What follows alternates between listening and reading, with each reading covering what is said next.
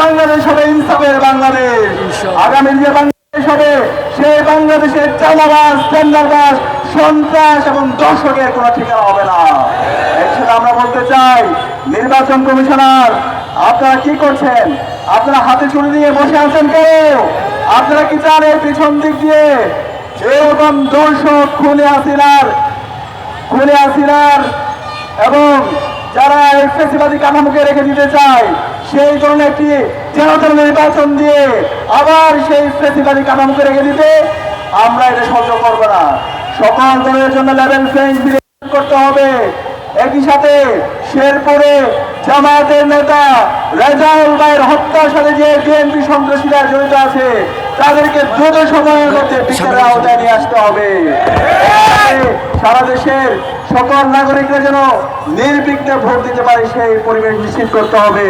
এবং গতকাল গাজীপুরে ছাত্রদলের সন্ত্রাসীরা আমার যে বোনকে হত্যা করেছে সেটার বিচার আওতায় নিয়ে আসতে হবে। আমরা আশা করব বাংলাদেশের নাগরিকরা আজকে যথেষ্ট সচেতন। এই জুলাই বিপ্লবের আকাঙ্ক্ষাকে যারা ধারণ করে, যারা গত 16 মাস জুড়ে, 1.5 বছর জুড়ে যারা জনগণের পাশে ছিল, তাদেরকে এই বাংলাদেশের নাগরিকরা 12 ফেব্রুয়ারির নির্বাচনে ভূমিদার বিজয়ের মাধ্যমে তারা আগামী দিনে তাদের প্রতিনিধি হিসেবে নির্বাচিত করবে ইনশাআল্লাহ। ইনকিলাব জিন্দাবাদ।